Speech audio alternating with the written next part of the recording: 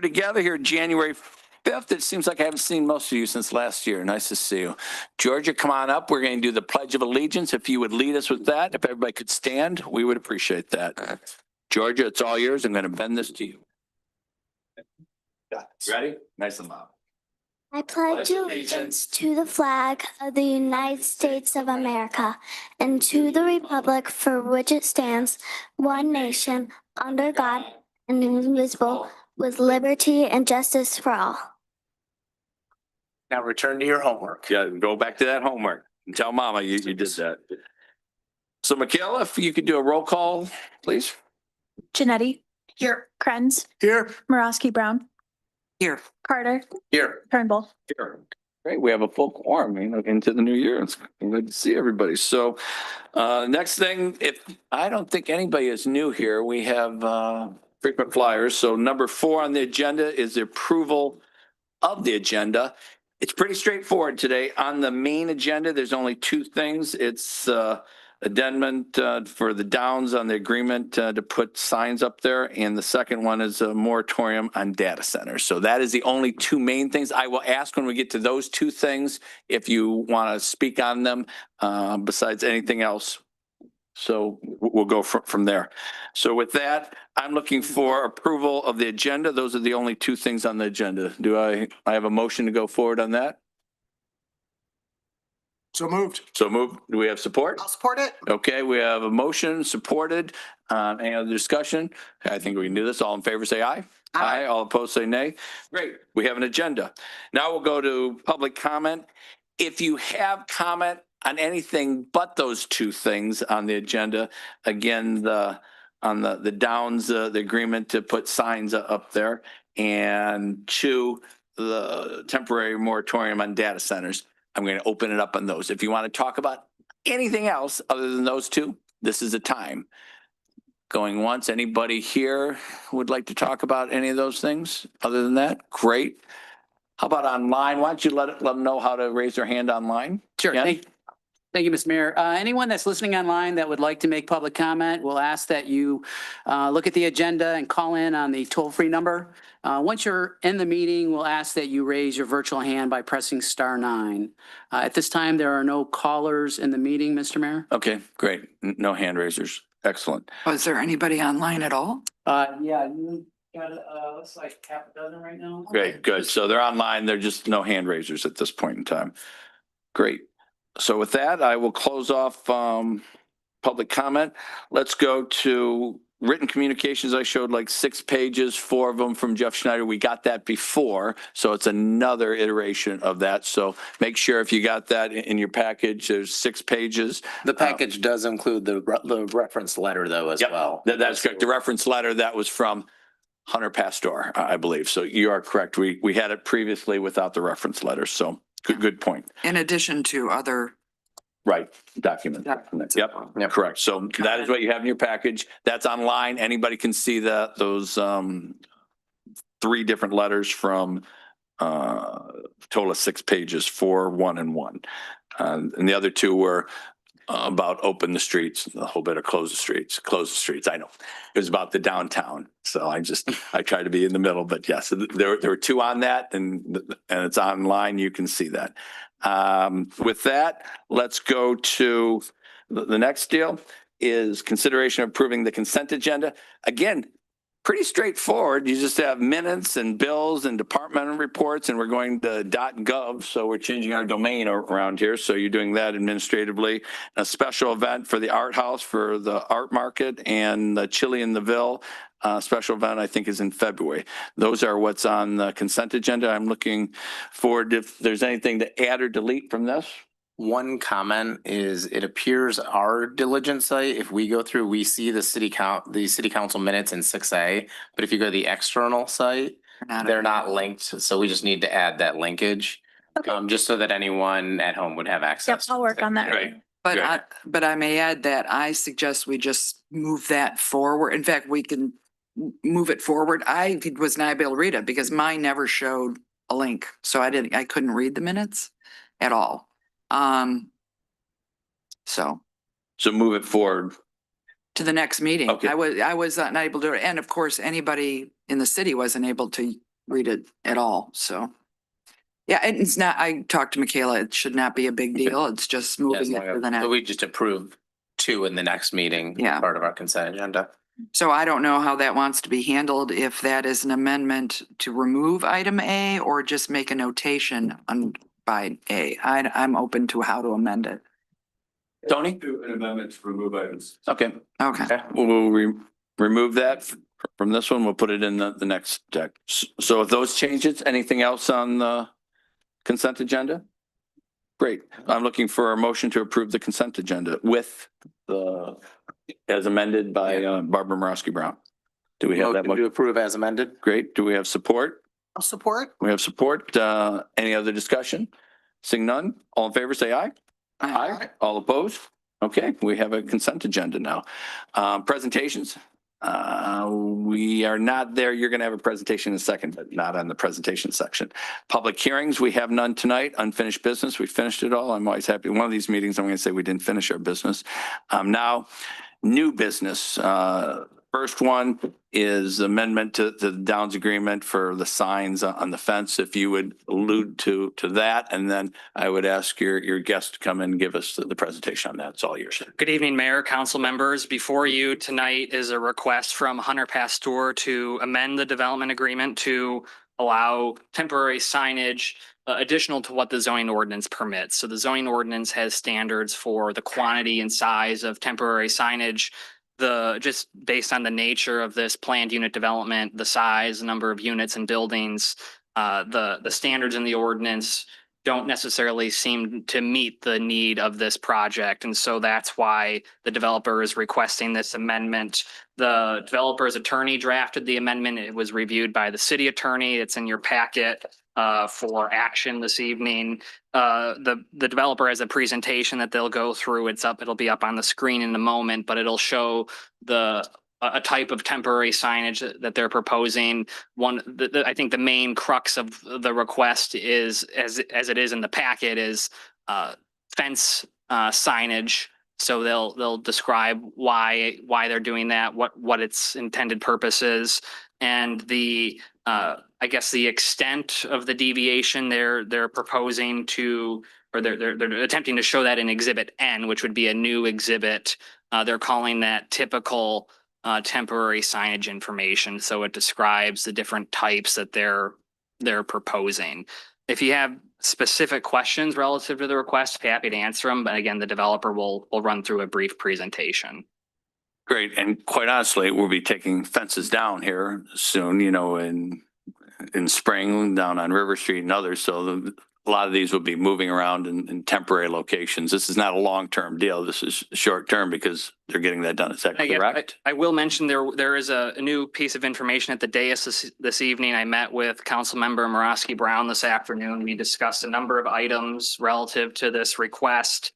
Some of the items are proposed as a red line change to the agreement. They're more scribble edit or revisions than anything, more organizational, structural, in line with zoning ordinance practices and just the overall structure of the development agreement. Not all of the council members' items were in this request or in this amendment. This is just more of the technical items relative to the agreement that the city attorney didn't have any objections to making these modifications. Okay. And again, Scribble type notes. Scribble type Okay. notes. If you're inclined to make a motion for action tonight, there's a sample motion in your packet. You could reference that in addition to the red line changes that have been provided to you this Okay. evening.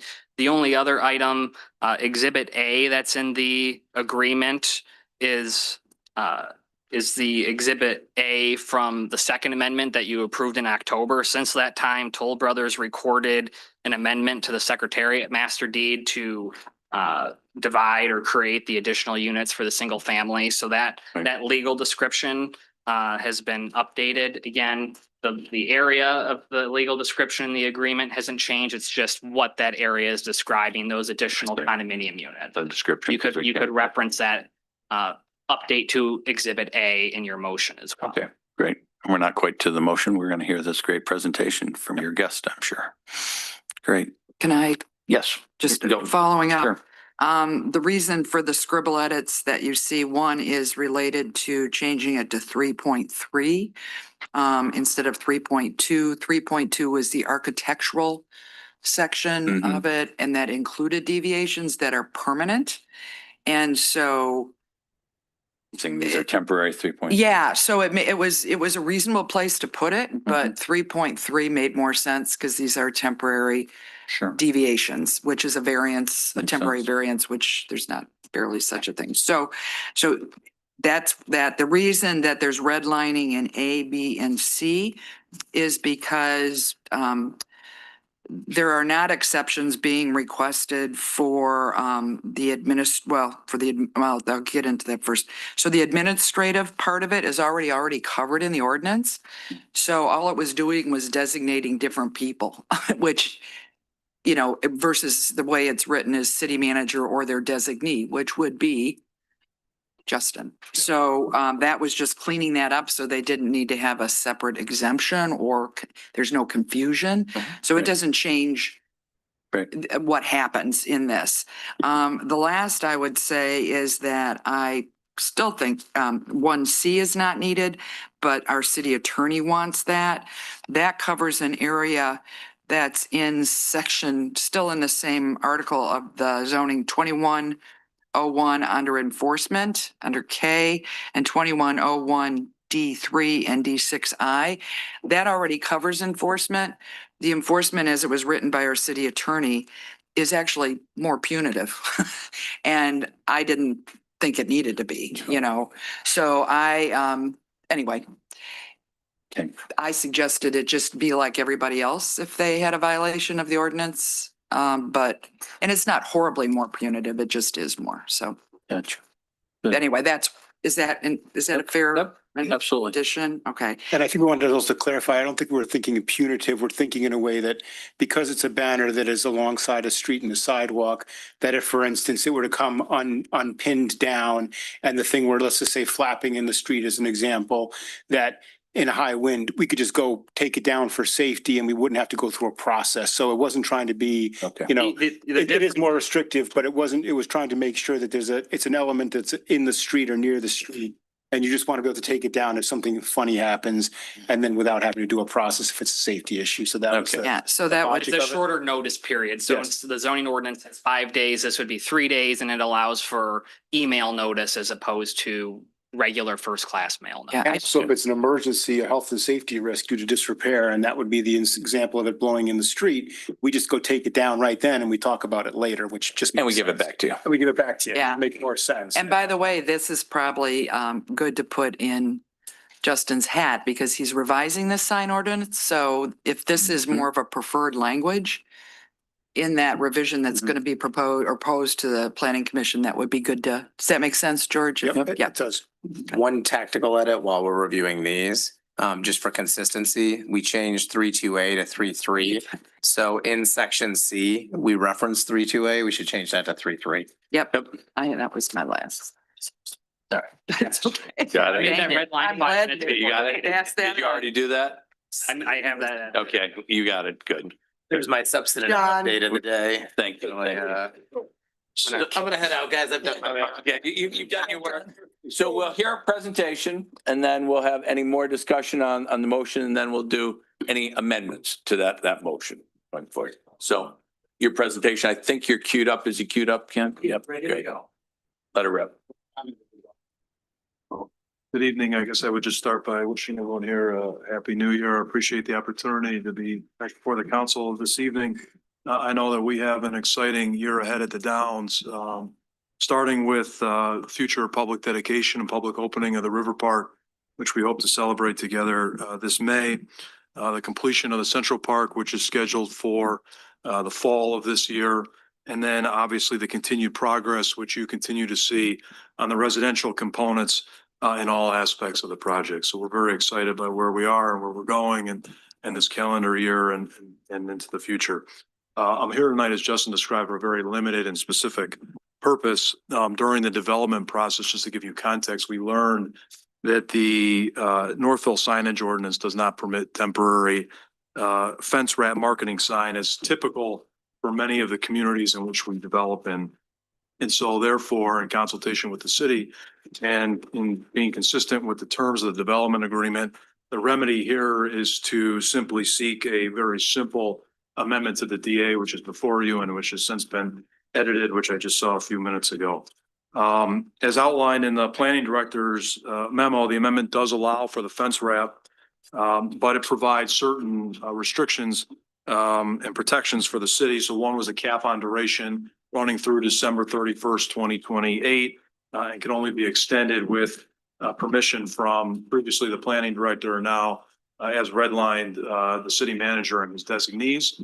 And then B, it provides that enforcement remedy that you just described and outlined and had brief discussion on. So we understand the precipice behind why the more restrictive provision. We too have the same shared interest and have no objection to that provision. Next slide, please.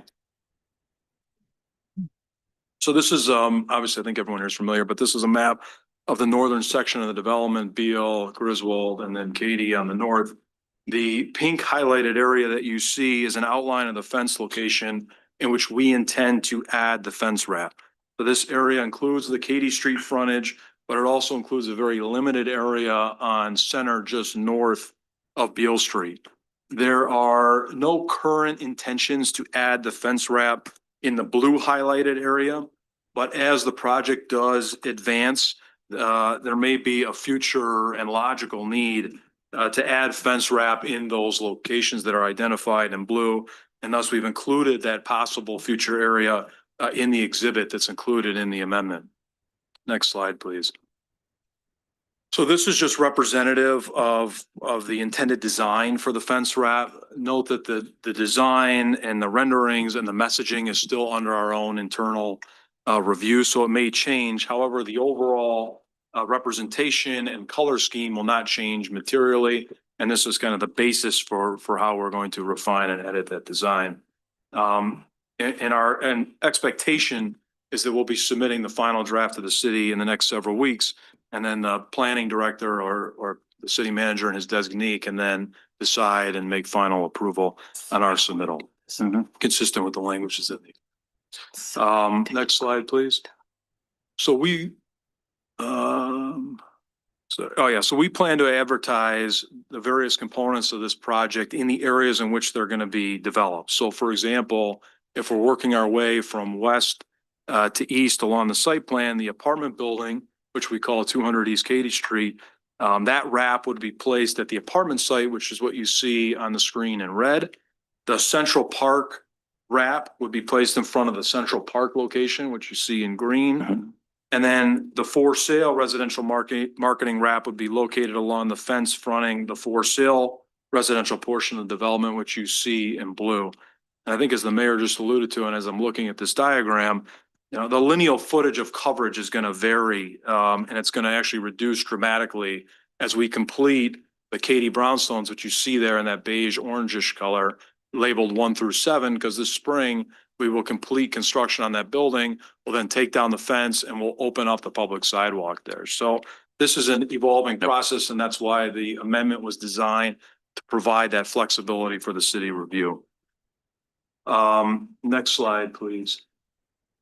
Yeah, so this is just, I thought it would be helpful for context to provide a precedent image. This is a photo of our Birmingham Point project in Birmingham, Michigan. This project was completed in April of this past year. So this is an earlier photo during construction. But one of the things also that is a little different here, in Birmingham, we had fence that was on top of the barricade. We don't have that condition here in Northville. Those fence runs from grade up to about 6 feet tall. But nonetheless, I thought this would be helpful to see how the fence wrap is actually executed on the fence. And it has obvious benefits. So one is clearly aesthetics. You shield construction activity, materials, and debris. It provides for dust control and site security, which we think is important. And then it provides obviously marketing exposure and awareness for an exciting new project within the community, demonstrating economic investment and growth. And here in Northville, it also provides the opportunity to market the Central Park, which, as you know, will ultimately become a public asset. So just to summarize, we're seeking council's approval for the proposed Third Amendment, permitting the fence wrap installation as outlined in the language in the amendment that was recently modified this evening. So thank you for your time. I hope I was brief and provided some context on what we're trying to achieve. Happy to answer any questions. So in general, absolutely noise and dust and safety, it helps on that, but I see it very flexible. These wraps will be coming down because Right. people want to move in. They want their front doors out. They're not looking at a fence like we said up and down, whether it's River Street or Center Street on your partner. They'll take those down as quick as they possibly can. And as you said, the next May will open up the whole park. Yeah. That whole fence down River Street is coming down. So Yeah. as you're getting ready to open it up, they'll be coming down. So this is, I'd be surprised if there's too much. You say it's still 20. I know you don't want to come back, Right. but we are hoping just about every piece of fence is down by 27. Yeah, the apartment building will deliver in the spring of next year in Right. 27, so that they'll take that wrap down. But this is a large scale project, obviously with many components. And the way the amendment was designed, it was to provide that flexibility for the city and both for us as the developer as this process evolves. But we think that it'll be a marketed improvement over the current condition there of just empty fence and or just windscreen. This is an opportunity to promote the project, provide the benefits that I had outlined, and we think overall an added benefit for the project. Any comments or questions for Seth? Directly? Nope. Going once, going twice. So, and we'll talk about it in a Yeah. minute. So I'm gonna change it up a little bit. You asked if I had, Oh, yeah, I Did did you- say that. Yeah, you didn't- we're gonna talk more. So I thought I looked to at Seth. to Seth. Right. Yeah, to Seth. Yes, so if you could go back to the slide that shows all the perimeter areas in Exhibit N. Yeah, no, go up. Then the Yeah, it is. shows the current area. Yeah, that one. Yeah, so that one.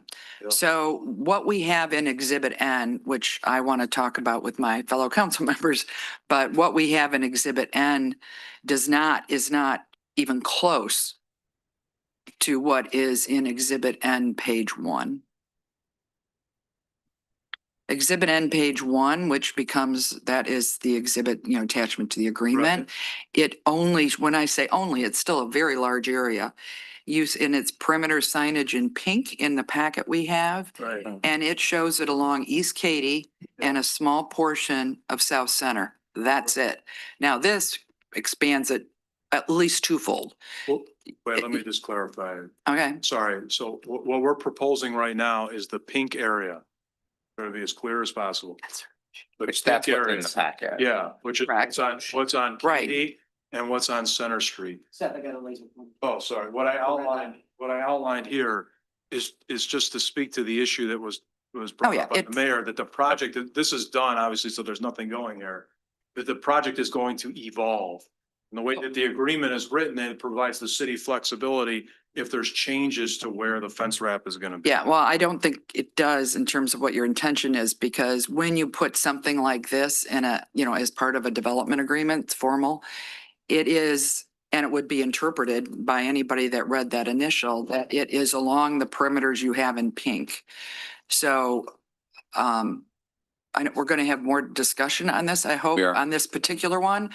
But if we approved it, if council approved it, Exhibit N is different than that. Exhibit N would not give our city administration authority to go other than the boundaries of where you say. This is a different type of signage.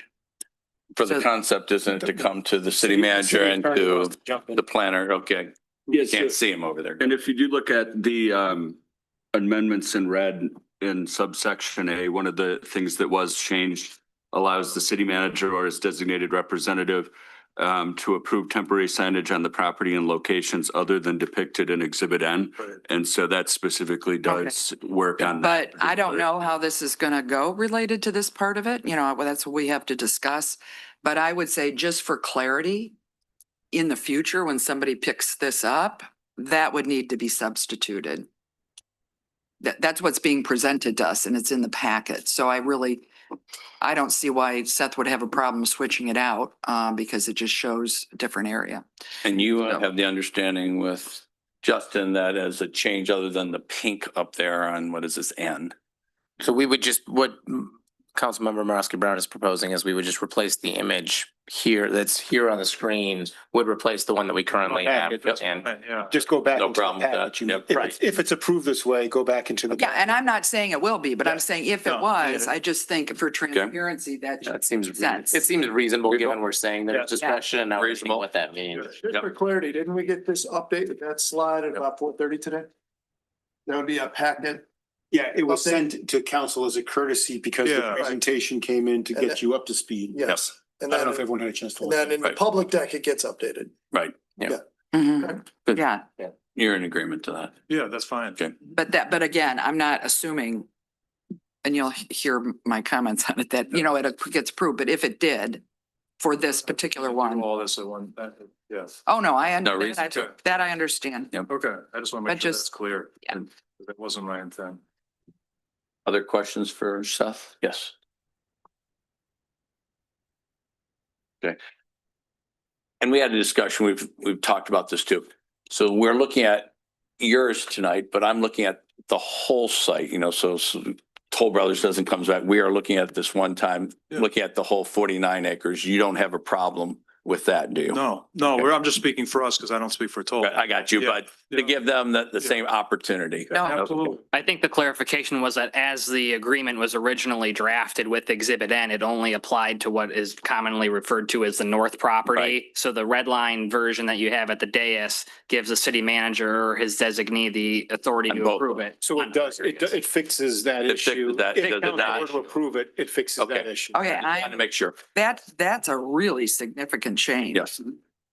Yep. Where is, how did, just guide me where in the red, because the red lines was, I thought, only dealing with the administration and enforcement. And so that was consistent in the 3.3. And now we're pointing out another item. So one is that it can be in other locations, which you just said, other than how it's visualized in N. And now there's another one that this is now not simply as described in here for the, what is really the development agreement Exhibit B, which is the north property. This is now for a whole property, that's Exhibit A, which is very different than what HP was asking. You're Yes, saying that's- this is going to extend the same thing to toll? That's correct, that it does give the city manager the discretion to grant the ability to place similar or the fence advertising consistent with the agreement anywhere on the property, which is the larger property referenced in Exhibit A. Yeah, not the river park. No, we control the fence wrap on the River Park and Yeah. to the other Right. point, there isn't really a need because the fences all come. Yeah, down. so, Right. so I'm just looking, I think hold that's on. consistent if I look at the staff analysis where it said Toll Brothers would not be afforded the same flexibility under the agreement. Staff notes limiting the amendment in this manner could result in the need for future amendments should Toll request additional temporaries. And the goal, I recognize it's not HP who's making that Where's- request, but it's in the packet. Oh, yeah. Oh, I Never understand down. that. So now just give me a quick minute because this is brand new. So I'm looking over what precedes the now therefore, right? So I'm looking to that. Hold on.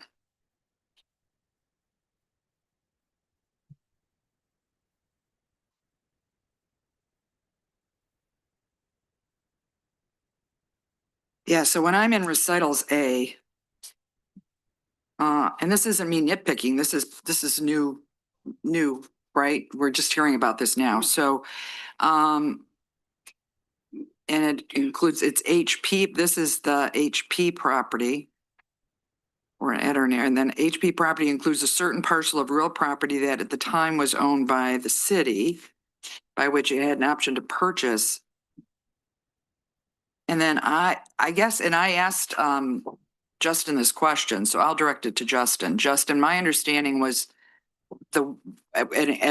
and question to you, that this only related to HP property.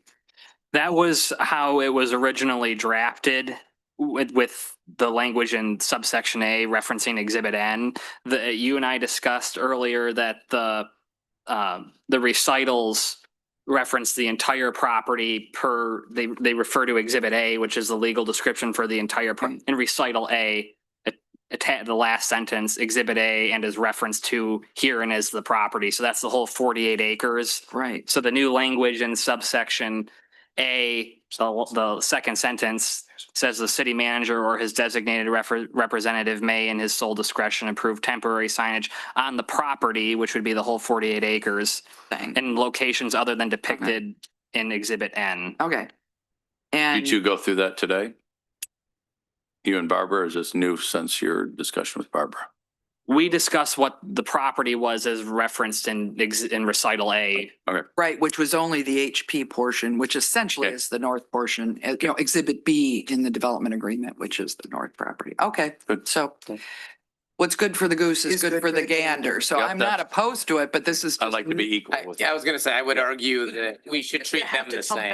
That is correct. You don't want. But this is news. Has anybody consulted with Tolls that they're Toll Brothers Well, they already have. okay with this? I mean, Well, they could They not want- submit they can anything do and it. then. Yep. We yeah. haven't submit, right. We've Right. been the only ones that Right. made the submittal, I think this. Right. Right. Yeah. If Toll Brothers doesn't act, All that right. doesn't change anything. Well, it's from just there. that we might recitals. see your signs And put some wanna signs do up it too, Okay. you know? and come No, to Any, the city manager or to Justin. Which I think want to delay that portion, but this Yeah, was designate. new Yeah. in the way it's proposed. Good. So- He noted in the staff report that it really wouldn't be efficient to have to process a separate amendment for the other developer Oh, absolutely. on their Right. portion of the property. I don't disagree with that.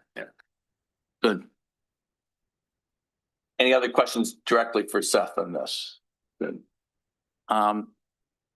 Anybody from the audience has any comments on this? Come right up, Lenore, please. Name and address. Grab that mic. Lenore Lewandowski, 119 Randolph Street. Sorry, I don't have my glasses.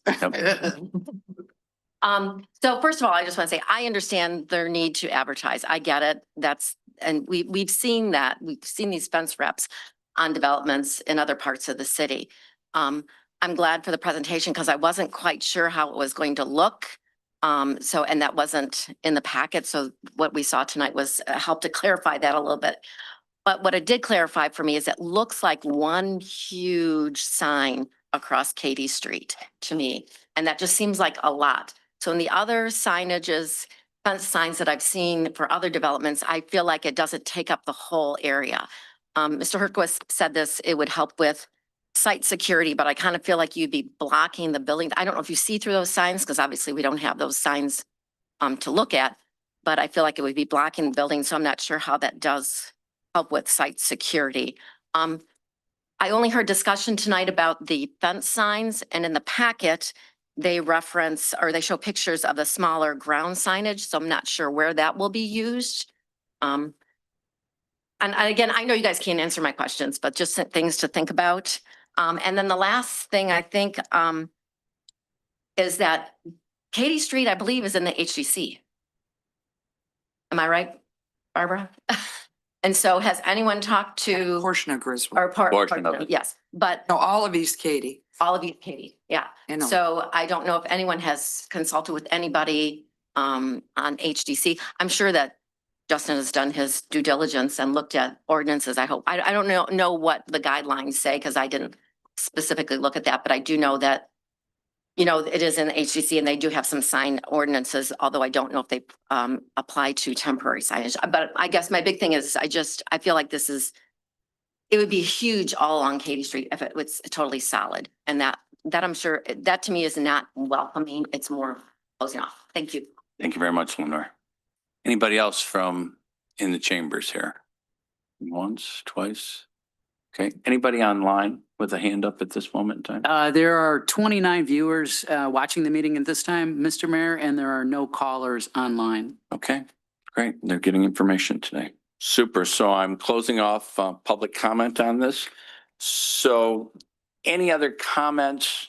What I would like to do is we'll go forward and I will ask the motion that you had put in the package, and then we might have amendments to that motion. Or just, we have discussion then. With discussion, or each one will vote, do we go forward on that? So why don't you just come up just for a second to Justin? Is there any other questions or things you'd like to ask Justin Or Seth is here too, even though he sat down, he's trying to relax now. We might get you back up here. Anything else from either of these two? The mayor was on my list to ask about if the temporary signage here is in the jurisdiction of the HDC. Temporary signage is not That's reviewed by the HDC. Typically, temporary signage or improvements are something that's, they're not permanent. And so the guidelines don't cover that. Neither does the ordinance. Yeah. We've typically used 6 months as that threshold from temporary to permanent. So that was going to be my next question is what's our definition of temporary and do we exceed it with something that looks like about 2 years? So the ordinance doesn't define it. The administrative interpretation historically that we've worked under is 6 months. I think that while this agreement talks about 3 years, I think some of the signage, may not be 3 years. for 3 years. It's gonna be. And are you- In phases. Tony and Justin, you're comfortable with what they're asking? Yeah, are you relating solely to the HDC request? or Yes. Generally? Yeah, I don't believe that this needs to go to the HDC. I do view this as temporary. This is an overall general ability to place temporary signage for an overall period of 3 years. But I think that the specific signage is going to move around and is likely going to be under that threshold. And again, that's not anywhere within the ordinance. That's historically what administration has viewed the limit as. I don't believe that there's any benefit to sending this to HDC, and certainly there's not a legal requirement. So Tony, my follow-up on that would be specifically, we're not approving the draft graphics here. We don't have that responsibility. Right. That's also correct. So we're only approving the ability to do it. We got to know what we're doing and what we're Right. not doing. So if the graphics, we like them or not, but that's not the focal point here. So are we going to allow such a thing to occur? And the council person's Independent Genetti's design or HDC, if they were to weigh in. second question, well, yes, on going to HTC, but in general, I think she wants to know. Comfortable Are with you the comfortable? signage? We've been working on this for 3 or 4 months, talking about it. Yeah, this has been, I want to make sure all of the council understands, this is a highly negotiated document that we've been through several drafts back and forth Good. over a number of weeks or months. But yes, everything about the signage is the process is that it does provide some exhibits that show generally the style of the sign and the color palette of the sign. But the ultimate discretion, because this is kind of a moving, there are a lot of moving pieces to this. The discretion is left with now with the city manager or his designee. So one more follow-up. So Lenore had a point about if it went the whole Katy Street block. In theory, as you're developing and approving the sign through George or his designee, you could say that the graphic could have a green block that isn't just graphic or something along those lines, just so you don't get the visual busyness running all the way down Katy Street or something like that.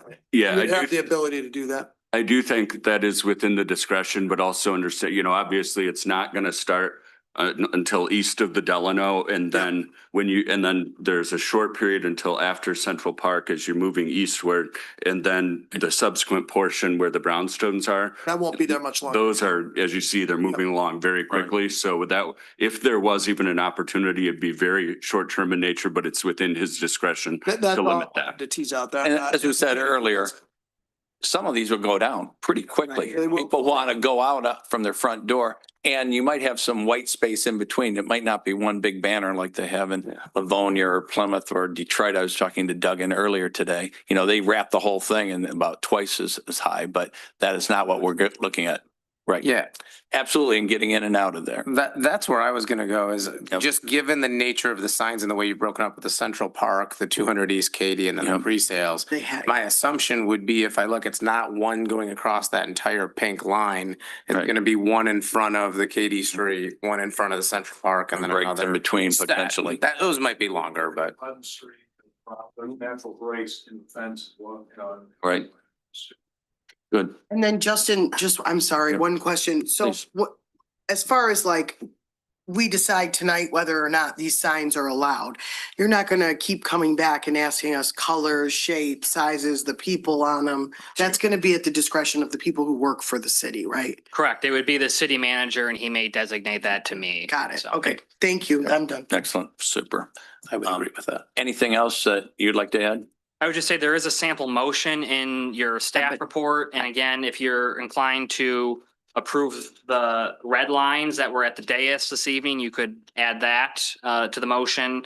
I think the Mayor Pro Tem Carter mentioned in subsection C that 3.2A would go to 3.3. That wasn't included in the red line. And again, just an update to Exhibit A with the current legal description. Currently, So, yeah, and we didn't finish discussion. I didn't. Did you want him to read the motion? yeah, so I'd like you to read the motion. Oh, do we want to do So- the motion? So what and I'd then- like to do, what I'd like to do Well, tonight, this is something do the broader, motion so and then any amendments to that motion. how we want to do it. So that, I'd like you to read the motion and with those red line, the scribble notes, or when we go to 3.3 or 3.2 or whatever, read it the way it is. So the recommended motion is move to approve the third amendment to the plan development agreement for the Downs planned unit development and authorize the mayor and city clerk to execute the document on behalf of the city, period. This includes the redlined revisions to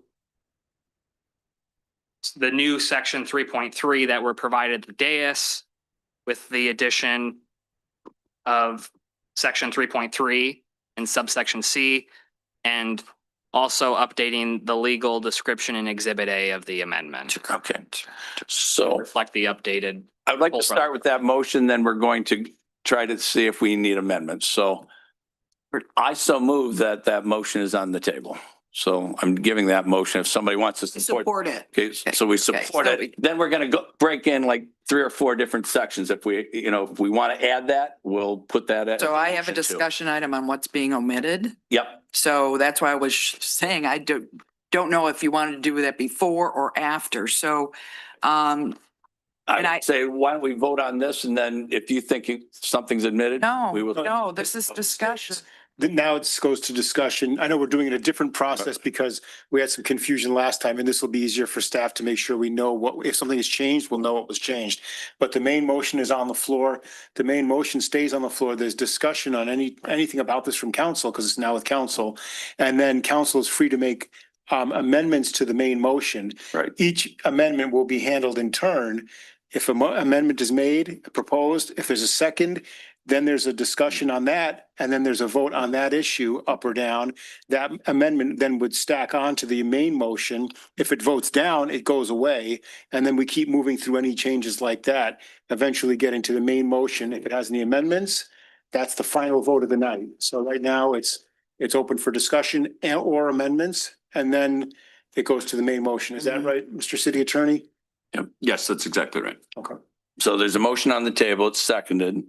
Is there discussion on Yes. this motion? So this is Yes, the so I'm discussion on this proposing- motion. Or you can make. Well, no, I'm Oh, yeah. on amendment. So what I have 2 items to speak to, so we can speak to the first. Okay. First, and then we can have a discussion on that, and then I can defer to somebody else to speak, and then we can come back to the other item that I have to speak about. But what I'm actually speaking about is what is completely omitted from this in terms of the exceptions they're seeking. And in this, both for clarity and what, for Justin and what they can and can't do and making sure they can do is, so they seek relief for exemptions that's in A through E of that 2101, blah, blah, blah, right? That whole section. And that regulates that's signs related to real estate open houses, and construction. So it's broad. There's a lot of different kind of signs covered under that. And I agree that it needs to have relief, and the current language omits it for buildings and Central Park in terms of buildings that are about the construction site itself, the construction project. It's not marketing, it's construction.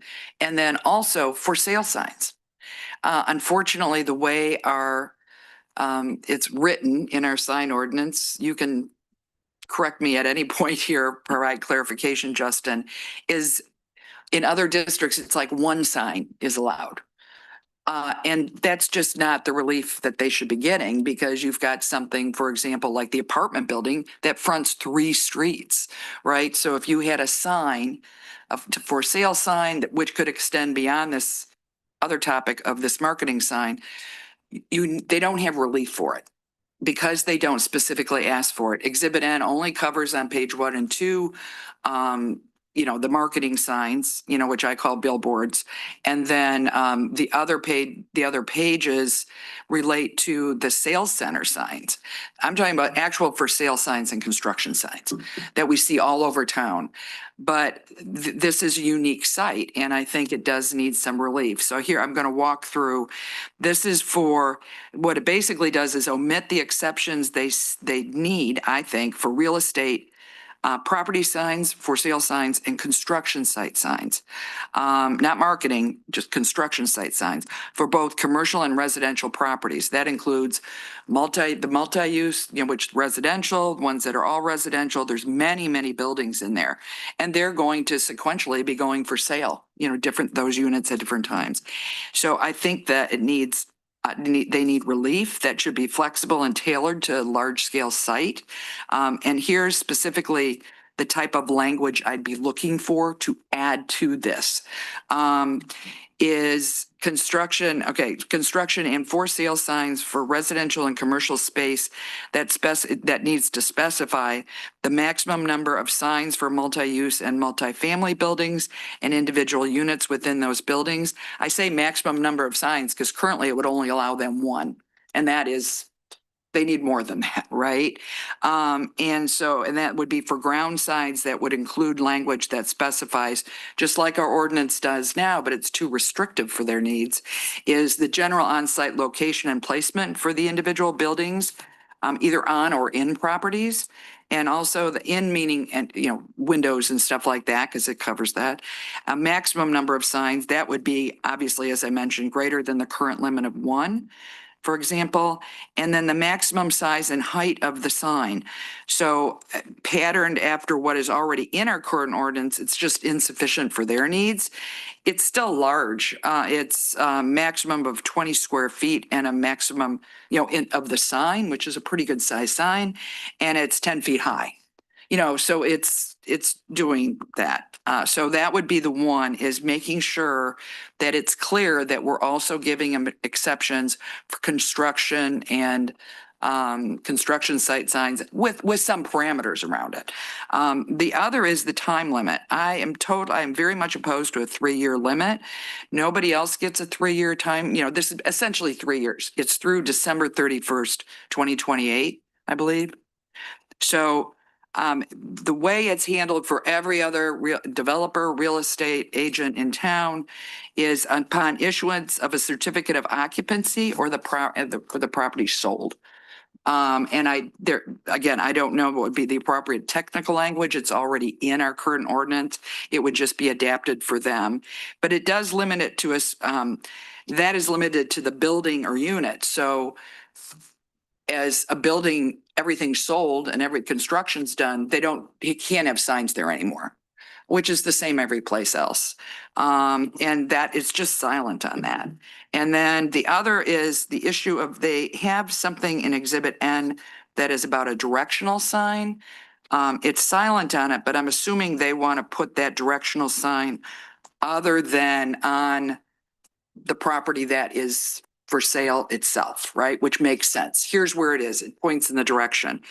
The issue here is there are going to be so many. How many there? Right now.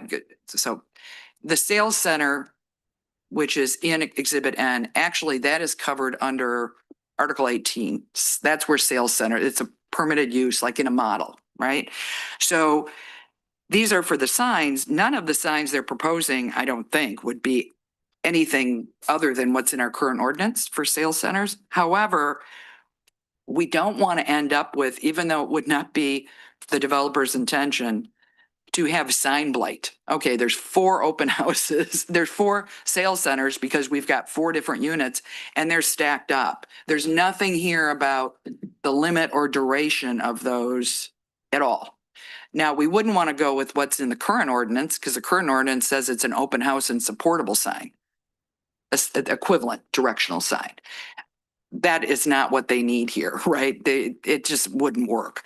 So I think it's appropriate that they have it, but there's no, it's not recognized that they want a directional sign that's other than on site, that's equivalent to an open house sign, but it's not. it's for a sales center. I'm assuming as the permitted use is now in one building on Griswold, it's a permitted use for a model that's being used as a sales center, which makes a complete sense. These things are all missing. And, you know, because we don't want to end up with sign blight, even though that's not their intention. Or are they under the purview? I was comfortable with the flexibility coming to the city manager or his designee. But it's not they go forward. specified. Even this type of sign is not specified, Brian, at all. So there's two ways to do it. We specify the type of sign and put some parameters around them, which is very consistent with what we already streamlined, very consistent. I did talk this through with Justin today. It can be very streamlined. So this is in no way a bad thing. It's just, it explicitly, particularly for both for us, that we know that they're requesting that they need a deviation for the for sale signs and for the construction signs, which are not mentioned at all. And Justin and George, what is your perception of that? I looked at it as the flexibility that you're looking at those signs. Am I incorrect in that? So I think that this does provide discretion that's needed, but what Councilmember Morosky Brown is asking for is a type or an ability to put additional signage that was not requested by the developer. Yes, It's actually expanding. And this is something that we negotiated again over months and months. Like it's very detailed on exactly what they want. That does provide additional ability, but that's not within their request. And so, and because we don't have very specific language and because these things are very surgical and scientific, coming up with that language at the dais, I would not want to do. If we move forward with implementing this and there's a type of signage that they realize they've omitted and they absolutely need it, as much as I don't believe that's going to happen, first of all. But if it did, that would then need to be subject to another amendment that would review another alternative type of signage that we would bring to you after it's been vetted and negotiated. The other thing about and the second issue, so I wouldn't recommend a proposed amendment to the motion on the floor that would include that change. The other issue that you've referenced is the drop dead deadline of December 31st, 2028. What I would tell everyone is that I inserted that there was no drop dead date or deadline when as originally proposed. It was negotiated very strongly back and forth, and we ultimately told them we weren't going to bring it forward with the date that they originally requested, which was a year further out than what is in this. And so this was a negotiated number.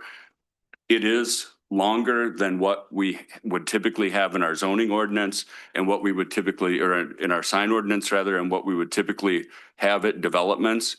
But we've never had a development like this. This is a $400 million multi-year development that is going to change, our population by 15%.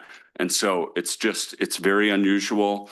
And I think that this is a way to provide enough discretion, but with those breaks, that this isn't going to get out of control. And the simple reality is, as soon as those houses are sold, the brownstones, everything along Katy there, these are coming up. I think they're going to come up a lot sooner than that. You're comfortable. We're trying not to restrict you too much, but no, you want to get that stuff out, but These are marketing signs. These Right. aren't, yeah. you've asked for this. Can I maybe Yes, do it like a point of clarification? Please. Tony, so multi-year development projects. So let's say hypothetically, some of the buildings that were in graphic N there were completed later in 2029. But we still are gonna require the fencing there, right? Like you're still gonna have security fencing. We're still doing that. yes. So why would we then say if like the development takes an extra 6 months beyond that, say you still have to take your signs down even though you're actively under construction? So I understand the concept of giving the city administration the dispensation they need to not do something like that. That doesn't make any sense to me because we're gonna have the fencing during the duration of construction. So why would we take it down a couple months before maybe the signs come down?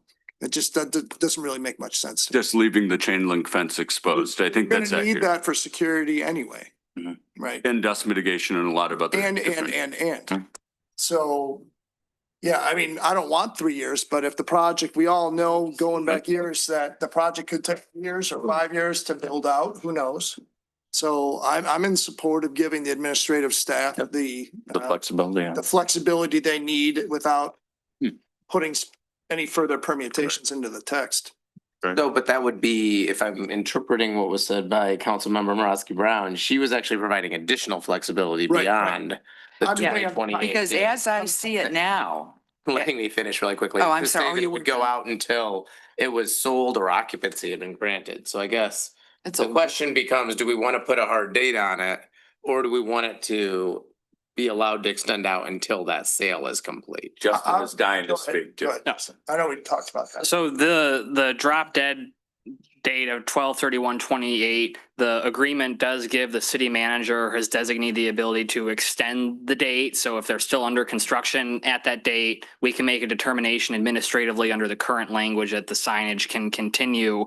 Relative to what Councilmember Morosky Brown is mentioning, the agreement as drafted, references granting temporary signage provisions from the section of the zoning ordinance that is for permitted temporary real estate open house and construction signs. So I think you can make the interpretation that this agreement allows for the ultimate flexibility for staff to approve the types of signage that But it could be Member Morosky Brown is referencing. I think what she was getting at is that this agreement doesn't, or the exhibits to the agreement don't say there's going to be X number of signs and they're going to be X number of square feet. That's something that, as drafted, it would be up to the administrative staff to review those signs that are proposed and determine if they're appropriate or not appropriate.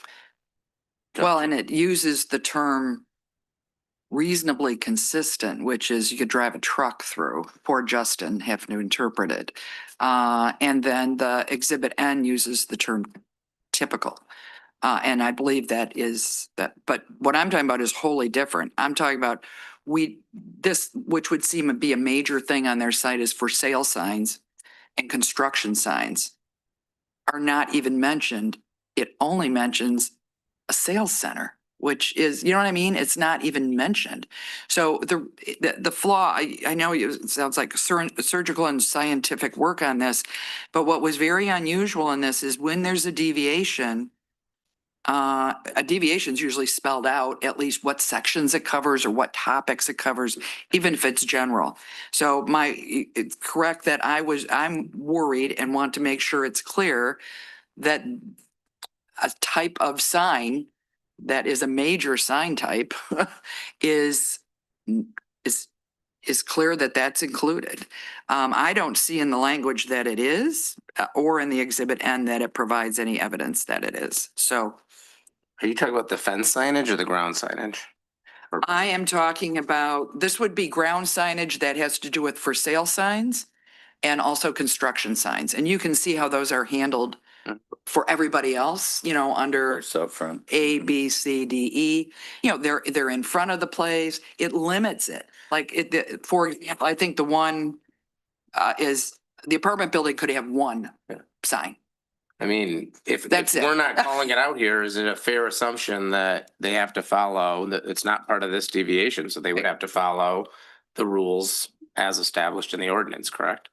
Correct. So the development agreement does say that if something's not specified in the agreement, that the provisions of the zoning ordinance apply. Right. Again, Yeah, there's not- it depends on how you interpret this agreement. If Member Morosky Brown and I discussed earlier that it really is the ultimate flexibility because it references that temporary signage section.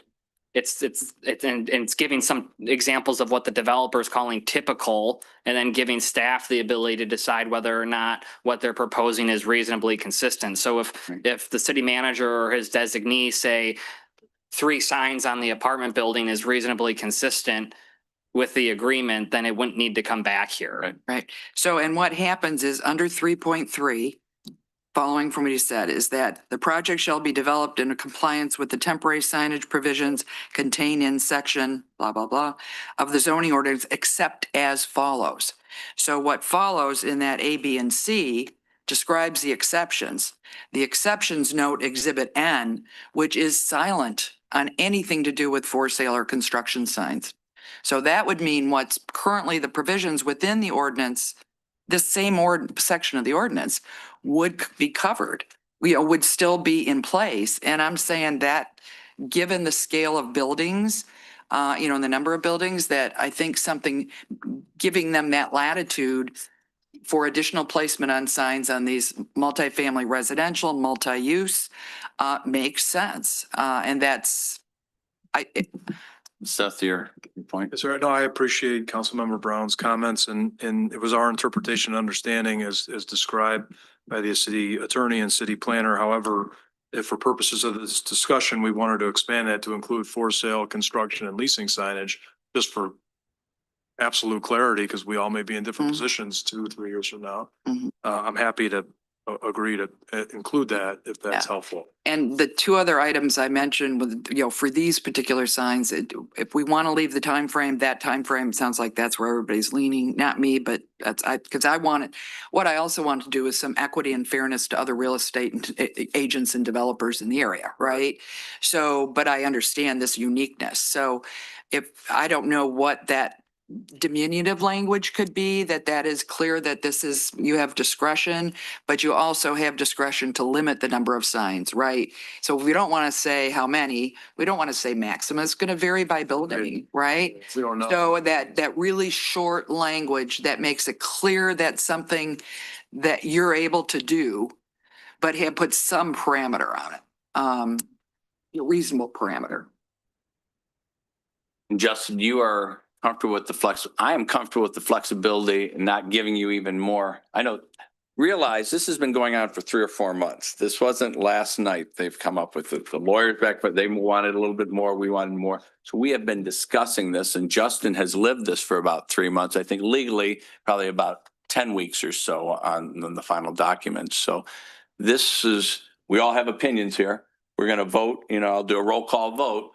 We are not going to reconstruct what has been worked on for 3 or 4 months, in my opinion, but we will talk through it and then we will do a roll call vote and we might not all be in exactly the agreement, but I am very comfortable with the flexibility that is drawn into these documents. And it was shown to me earlier and I've talked to Justin. Justin has lived this. He understands. He has worked with Hunter Pasteur, even talked to Toll Brothers, about flexibility and what we would expect on signs from us and them. So just know, just my input.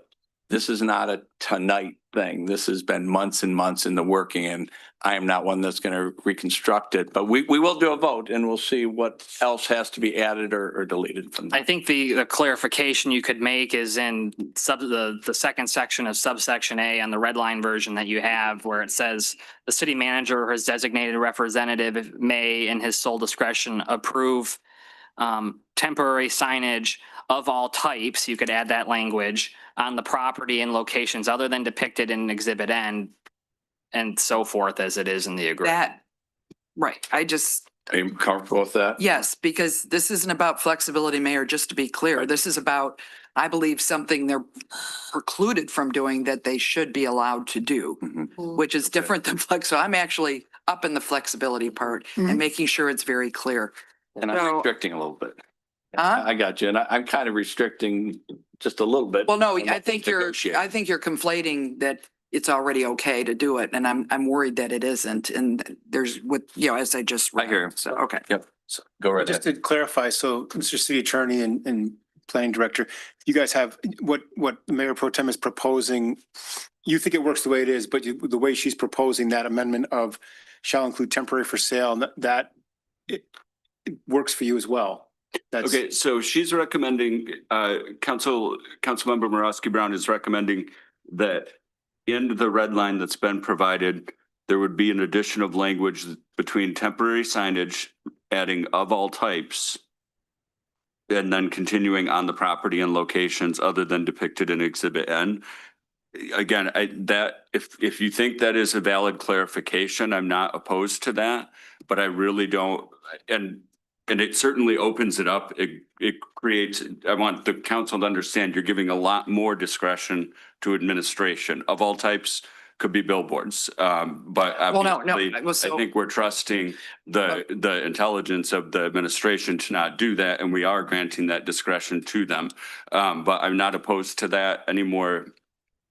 going into any more detail though is going to require coming back with a subsequent amendment, I think. But I'm not opposed to that, but that would require another motion to make that change to the pending motion that's on the table. Yeah, that point of clarification, as city attorney, I think you bring up a good point. Of all types, I believe what Justin meant is of all types currently Well, I think allowed it's covered within.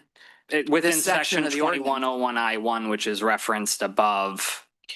Because we're only talking about signage in that section. Yes, so a billboard is not allowed anywhere in this. When I think of type though, I'm thinking of the fence signage, the ground signage, not necessarily what the sign says, whether it's a for sale, whether it's a construction sign, but section N Sign. gives the type whatever of sign. sign that's being displayed. So to me, I actually think there is a flexibility there where they could use a ground signage to denote construction or for sale, as long as it's typical to this, like a 25 by 37 2-panel sign. If it fits that type Yeah. and it's approved at the discretion of the city manager Right. or designee, Yeah. I think it's consistent with this, even if it's not necessarily marketing. Yeah, well, the reason, because in this, I'm only following up from what the city attorney said. Mhm. He said billboards. Billboards are not allowed, period, anyway, in this ordinance. It's I certainly did. not under the section getting the exception. The reference section. So if you think somebody could read this and think it's okay to put up a billboard,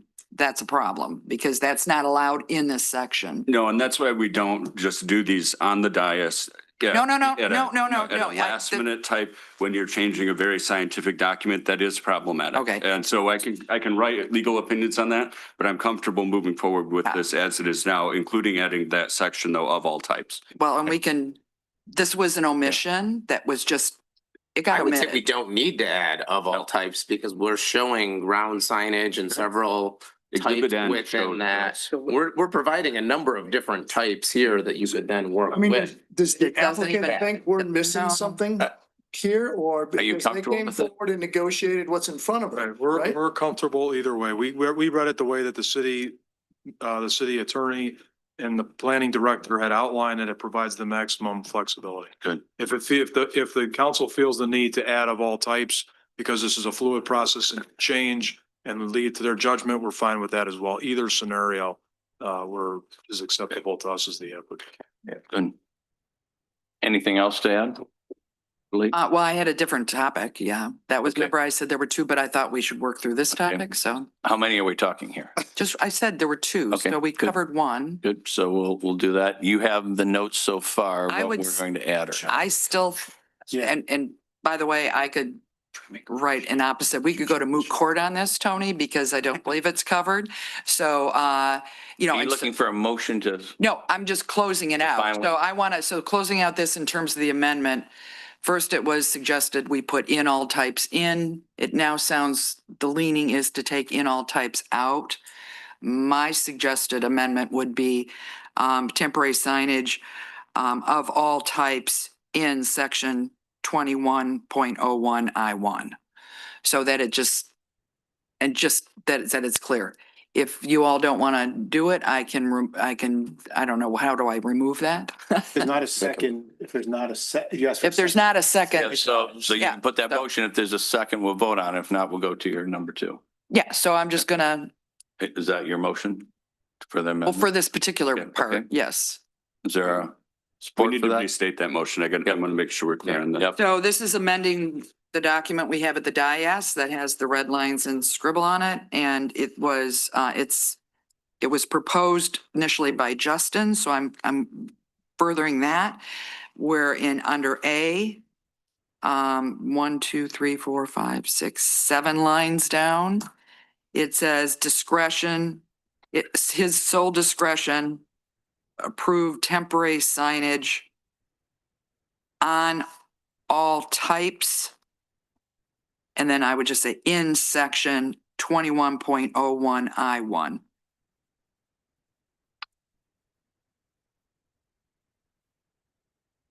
So that is the motion. You have that, Tony?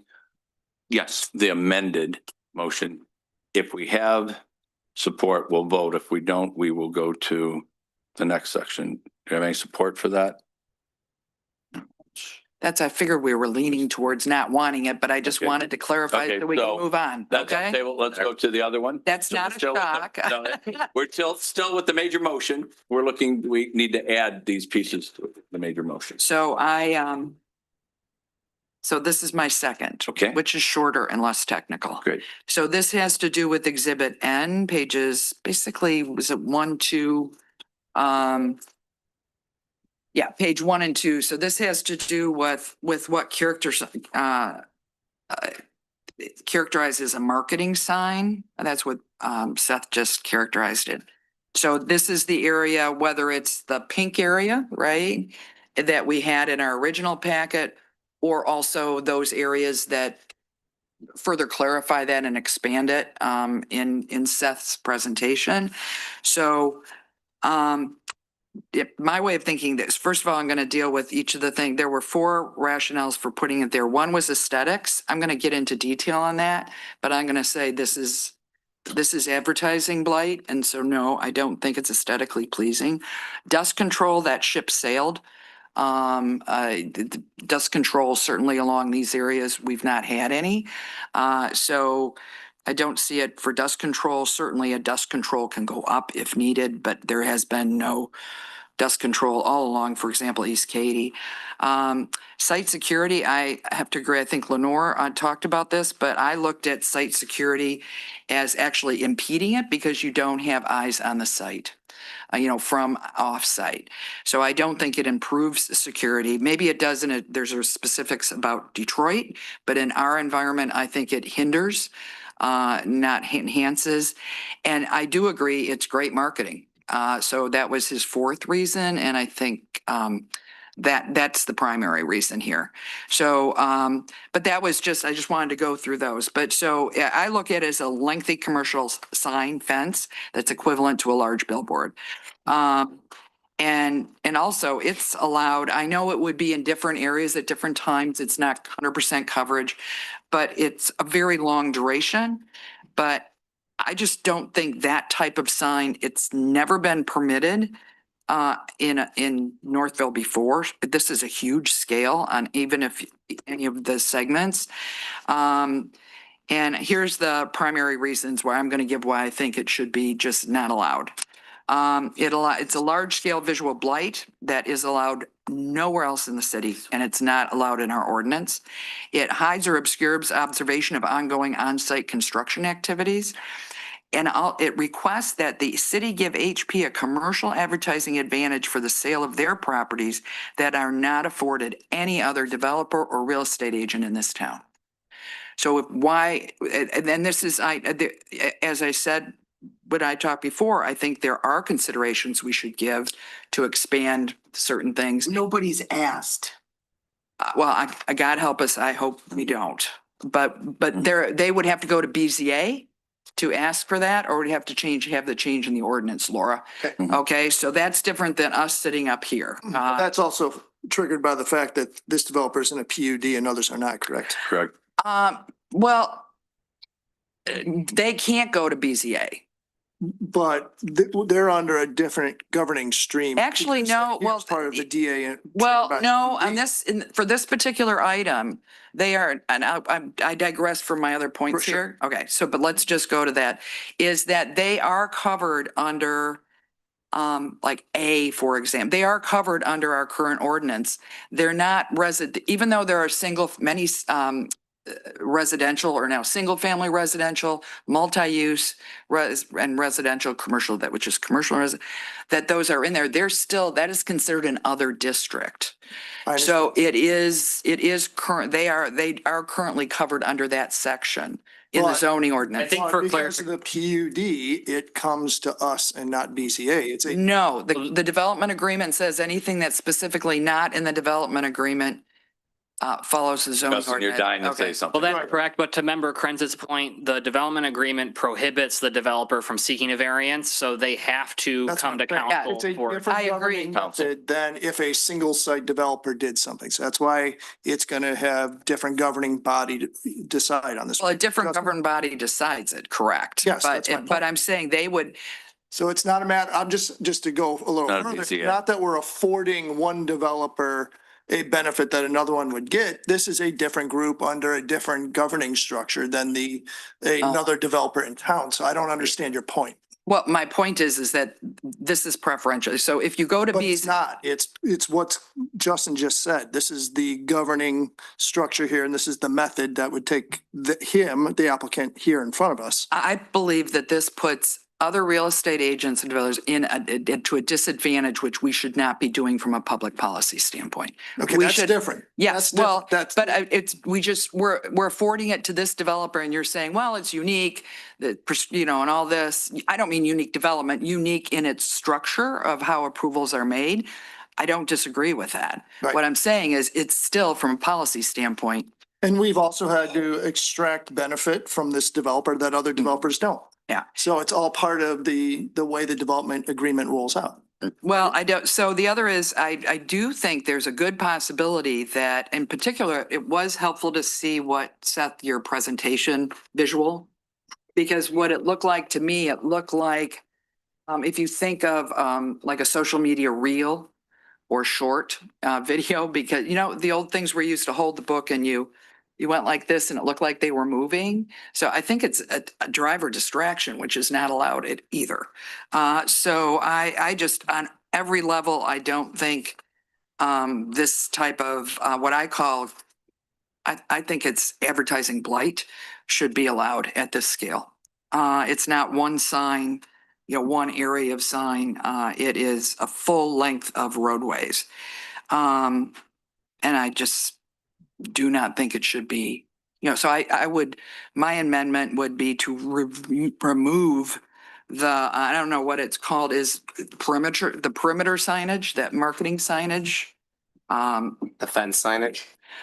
Well, it's to be put on this, the language is just not good here. I didn't know which one. Perimeters, it's perimeter signage. They use the word perimeter. And then it's on a fence. So fence perimeter signage. Or scrim. Yeah, so fence, but it is, Seth used the term marketing. He called it a marketing signs. I mean, that was his. So is that your motion? Yeah, so it would be for Exhibit N. Exhibit N would remove the first, second, and second page, unless for some reason those images in 2 would not be fence and they'd be some other type of imaging, but it wouldn't be allowed on a fence, which is equivalent to a huge billboard. Do we have that over there? I have that motion. Okay, got you. So we have that. Do we have anybody that would support that motion? Yeah, so it would be to amend Exhibit N, page 1 and to remove page 1 and 2. So do we have support for that motion? Once, twice. Okay, we're back to the original motion. And could you read that motion with, I think we did the red line changes and the section N. Do you have that? I told you to write very well tonight. Move to approve the third amendment to the planned development agreement for the Downs planned unit development and authorize the mayor and city clerk to execute the document on behalf of the city. This includes the red line revisions that were at the dais this evening with the addition of changing section 3.2A to 3.3 and subsection C, as well as updating the amended agreement to include a new Exhibit A to reflect the revised legal description of the property. Tony, are you comfortable with that? Yes. Good. So we have a motion and we had that motion on the table, correct? It was seconded, yes. Yeah, and it was seconded. Any other discussion on this motion? We'll do a roll call vote. Let's do a roll call vote on that. Clerk, please. Moraski Brown, No. Janetti, Yes. Krenz, Yes. Carter, Yes. Turnbull. Yes. Motion passes. Thank you very much for that discussion. We dissected it pretty good. Second area tonight, I think this is pretty straightforward. I could be wrong. You've been talking about data centers and we all hear about them, and I'm involved with Oakland County and Wayne County. Southfield alone has 8 data centers, small ones in there. and they're going to start restricting those. But from there, why don't you tell us section number B on new business consideration of resolution 2601. Go right ahead. So this should be quick, but staff is recommending that city council impose a moratorium on the establishment and use of data centers in the city. If you just look at the development climate for data centers in Michigan, they're being proposed on all types of properties, small city lots, large township greenfields, and communities that do not have ordinances in place are struggling with countering that development and trying to regulate them appropriately. Communities face legal challenges if they have weak ordinances. And so I think our ordinance could use some improvement in this area. I think that's open to interpretation whether or not that use would be approved. And so there's a resolution in your packet to establish a 12-month moratorium. During that 12 months, staff would review the ordinance, work on potential amendments if needed, and then bring them forth to the planning commission for a recommendation to city council.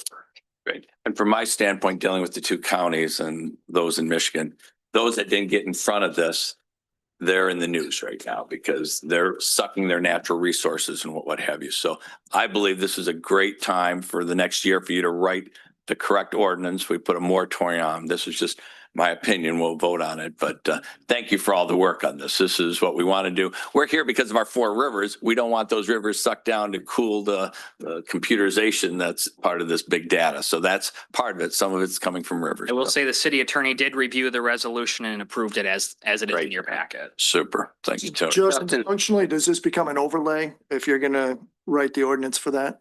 I don't think it would become an overlay because we would probably establish a district and where it is a permitted use, which would likely be the industrial zoning district. The current ordinance allows office buildings for data processing in a certain zoning district. And so it's not clear if data centers would be allowed in that district or then allowed in the industrial district. So I think that we would need to clean up a location of where they would be permitted. Do we have a sufficient definition of what a data center is then? So Data center has defined. No, it's a tough one. The ordinance doesn't. I know, define. that's the problem is, Yeah, and Tony, you're satisfied that whatever we have for now is a moratorium, that there's no workaround from, say, somebody would want to put something in?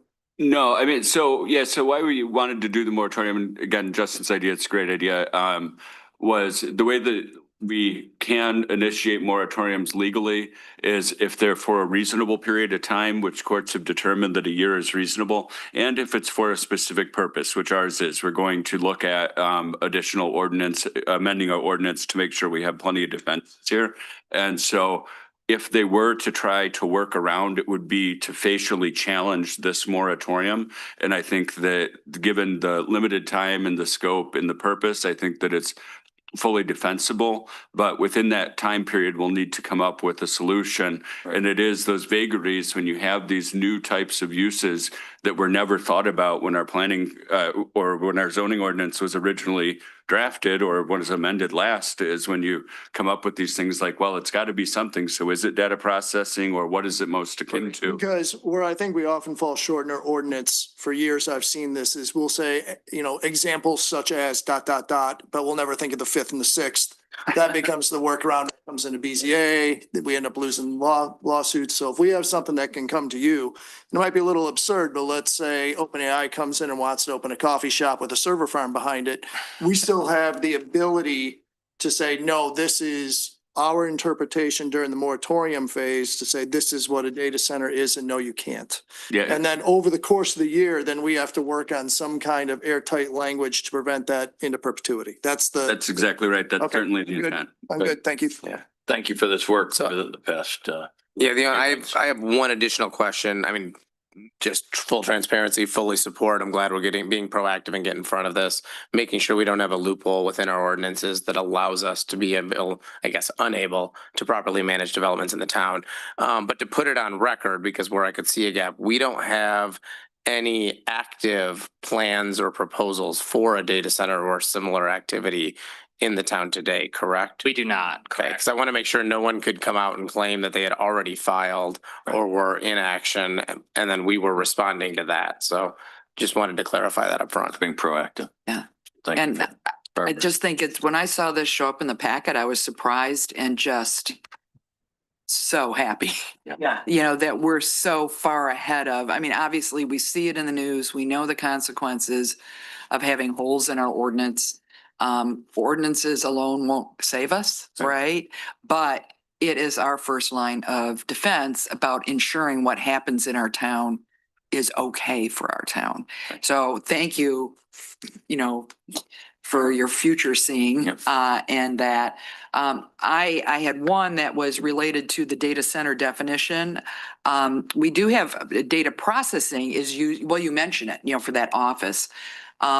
We don't define even what a data processing center is, Right. which from the time this was Mhm. written meant something else. I Good. tried seeing if there was a definition of data processing even, because I don't think they were envisioning a data center, but they could construe it, you know, in Exactly saying, right. well, yeah.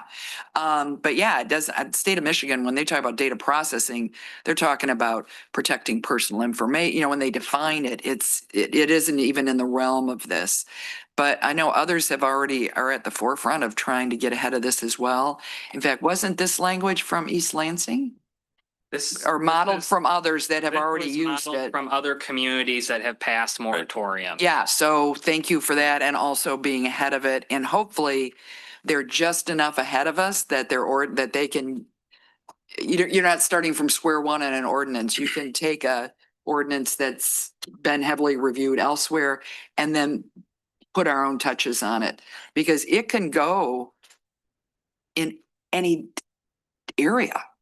Not any, but a lot of our districts as it currently As an stands. example tonight, in Lyon Township, not too far away, there's hundreds of people talking about this, and there'll be even a bigger meeting coming on in the very near future. That is happening tonight, you know, so. if Oh, you're is it watching tonight? Tonight is meeting at council, which is jammed, and then they're doing it at the high school or something next So time. Justin, as long as we have language, when we come back to this, that doesn't just call it a data center, Right. but let's say the functions, utilities of the data center and anything like it, And the needs. as opposed to like the limits of our understanding of where we are today versus 10 years from now, so that we can be airtight in Yeah. the future. Yep. That would be my request. Keep working hard on How do we that. word that?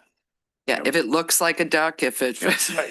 And because We put it to you guys to There's work way that around over it. the next year. And Yeah, Tony, you'll be involved with that too. Well, yeah, and the reason I mentioned that about hopefully others are at the forefront of this, particularly in the state of Michigan, something very relevant to us is because Justin has a lot on his plate. Yep. Working with planning commission, just the sign ordinance is a nightmare.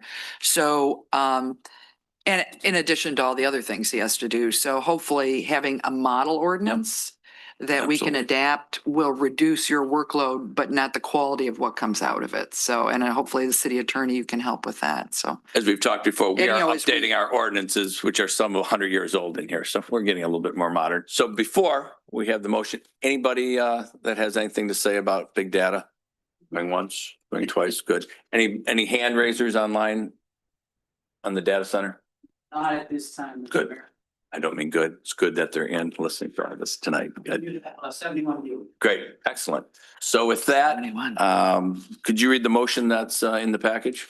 So the recommended motion is move to approve resolution number 26-01, imposing a temporary 12-month moratorium on the establishment and use of data centers within the city of Northville as presented. can I make an amendment?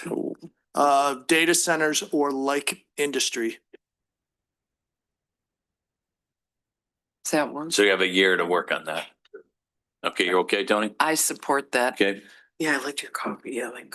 is that your motion? That's my recommended Okay. amendment to the motion. And we have I support for support. that motion? I support it, everything that's in And our the amended packet version. and the amendment. Great. Yes. Any other discussion on that? Great. All in favor, say aye. Aye. All opposed? No data centers right here. Let's go on to final comments. Again, great to see a lot of you people on last year. You know, that was just a couple days ago. A lot went on last year in Northville. A lot's going to go on in the coming year. We can do it because all of you here are doers. You're part of that 6% that's doing for the town. We appreciate it, whether it's Ford Field or the River Walk or down at Farmers Market. You're all actively involved. And you've seen just in the past 6 months, the Cemetery Restoration Task Force. Thank you very much, Mr. Carter, for helping lead that. And also the Bicentennial. Not. I mean, I'll take the credit. It looks really nice. See him at I believe that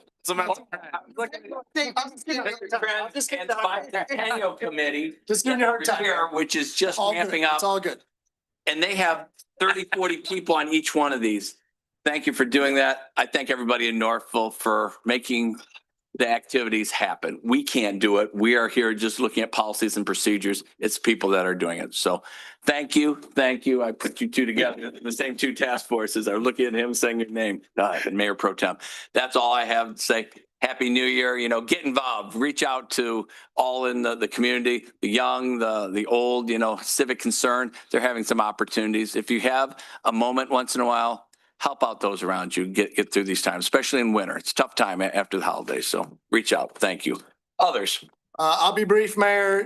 No planning or BZA this week. And I do want to take a split second to recognize one of our fine citizens who, thanks to your work, Mayor, had December 22nd dedicated to all his work. I've worked with him on Farmers Market Task Force and also on cemetery, and he puts countless hours, and he's a great individual in this community, and that's David Merrill. So David Merrill, it was David Merrill Day, December 22nd in Northville. So if you do see him around town, give him a belated congratulations. He pours his heart to this community. He was so gracious. He gave appreciation certificates for everybody on his team, but there wasn't one for him. So Councilman Krenz came to me and said, what can we do? That's what we went over to his house. His wife was unbelievably happy. They videotaped it. They told everybody that was his. I believe it was thing. Santa Claus. Not It was, oh yeah, and I was coming right from Civic Concern to Santa Claus, so I actually gave him the proclamation of Santa Claus, but he got a kick out of it. Thank you very much. Others. I would just, well, Cemetery Task Force is amazing. Dave and the team and no small part, Councilmember Krentz as well. I did donate this year, so I got donate, you know, so everybody remember every little bit helps giving money. It's through the Northville Historic Society. Yep. So it is tax deductible. So I'm putting that pitch in. Update, the Riverwalk Task Force is never in the mayor's newsletter these days, but it is still alive and well. And it meeting, we did not have a meeting in December. We will be having one in January. The sub-team that we have different sub-teams for different things, right? And right now, the sub-team that is active is riparian corridor protection, which is in the long-term implementation plan. It's a kind of get in the weeds one, but we've got a team of, I think it's 7 people, of which I'm a part of that sub-team. And I think we're going to be meeting this week or next week. And then we could report out, you know, to a larger group and get feedback and then, but that's a long term. But so the Riverwalk Task Force is alive and well. Nancy Darga still, of course, in that leadership position. And it's just a wonderful team to work with, just wonderful. So. And this week's newsletter, as I normally do, Riverwalk. The Riverwalk pathway system is coming into fruition with the down section and we'll go north to So that's, okay, so. blah, blah, blah. And I mentioned Nancy and I mentioned Stockton. So I was talking about the try to give people love. Riverwalk, no, you have a task force section, the Riverwalk Task Force, Brian, I which, assume they're up and going because. so the river, the river walk, the daylighting of the river was in our implementation plan, and that was a lot of our task force to get that done. I try to give everybody as much credit. Well, I just want people to know it's alive and It well is. and still doing work. It is. Thank you. I'd like some attention in it. Okay, just go. Okay, I'll give you a little attention. I'd like less. Others who would like attention here today. I'll add getting a to you. couple just quick items. Well, one quick and then one a little deeper. First, just in the consent agenda, we approved Chillin' in the Ville on February 21st. I know that's a month and a half out, but that was a phenomenal event last year. Excited to be doing that once again in Northville. Hope to see many of you out there, as well as, and it's not until August 14th through 16th, but the Art House Art Market. And I just wanted to recognize, because there was a lot of complexity on location, on a lot of the activities in town, how much I appreciated DDA, DPW, and the leadership of the Art House working together to come up with a good date and plan out a successful event. So I know I'm transitioning away Stay out of it. from that, but really appreciate how everybody worked together to make that a success. The other item I wanted to address is, I know across town there was flooding during the storms over the last couple of weeks. One that was highlighted was within the Downs as it approached River Street. There was a lot of work over the weekend. Yes. Part of that was because we have future updates that are planned for River Street. And so sequencing came into play there. But it's my understanding, and I'll ask George to speak to this as well, but that they have addressed a lot of the issue that resulted in that flooding from about a week ago. So just wanted to highlight that there was immediate follow-up and a lot of activity over the weekend to adjust that, to make sure we had the heights lined up to reduce the likelihood of that happening again. So George, I don't know if there's anything you want to Yeah, I add. certainly can. So we got calls actually from the Barbara Moraski Brown contacted me from a resident who said, no, a resident contacted Barbara and I and said that there was flooding over the street. So we actually sent the police on a Sunday night just Yeah, to I make went out sure there too. that there wasn't flooding from the river. Correct. It was actually water over the street that was not draining properly, so it made a large pooling. What happened was because that water in the past would drain off the street and onto the down site, but because the downs had put a pathway, the pedestrian path, that had a quite different, a little bit of a change in the elevation, so the water wasn't draining And with properly. the dam kind of Yep. with the county area Yep. on the end. The full fix is, at the completion of the project, is going to be curb and gutter on that side of River Street, which will have drainage structures all along the street to properly drain it. In the interim, because this is sort of a phased thing, they went and put a drainage structure in that area to make sure that it's properly going to drain. So we're going to keep an eye on it to make sure it's draining properly. They should have taken care of it temporarily, but the long-term fix, when that side of River Street and that curb and gutter is put in, is going to fix the problem for certain. But we will continue to monitor to make sure that there's not pooling on the street. So at this point, we think we're in good shape for the foreseeable future. And it may have gone into somebody's, like, across, it seeped onto property in a manner that was There are problematic. drainage pipes underneath the pathways that they worked all weekend on, so I understand. Thank you for doing Yeah. that. Anybody else? Going once, going twice? Motion for adjournment? Oh, what else is going on? I'm sure. You're next to answer all those questions. Yeah. So just a couple things. Actually, the first thing is on January 26th, we're going to have, it's 3 weeks from tonight, we're going to have a special meeting at 5:30. The primary purpose of that is to go over our strategic priorities. That's the public update that we did last year at the same time. So we'll go through briefly, because there's a lot of priorities. We'll sort of hit the highlights and go through what we've accomplished to date. We're at a midpoint, so this is not a full redo of the strategic priorities. This is 1 year into the 2-year process. And then we will talk about the future, obviously give council a chance to weigh in and talk about some things. We've heard some things the council wants us to look at as well, and those will be added to the process. And then we're also going to talk about capital investment in a lot of different areas. So there's a good conversation that we segue into the budget on priorities you want us to work on, reporting on what we've already done, and then talking about capital investment in the coming years. So an important meeting for the council and community. We look forward to hearing your feedback and having that presentation. And I think that was it. It may have been the flood. January 26th, 5:30, because it might be a couple hours. It's worthwhile. You'll see everything that's going to be strategically planned for the next 6 months, year, 2 years out. So it would be an interesting meeting to even be online, having your vino in the background. Anything else? Now a motion for adjournment. Do we have that? I move to adjourn. We have a motion. Do we have second? Support. Okay, support. All in favor, say aye. Aye. All opposed? Thank you very much.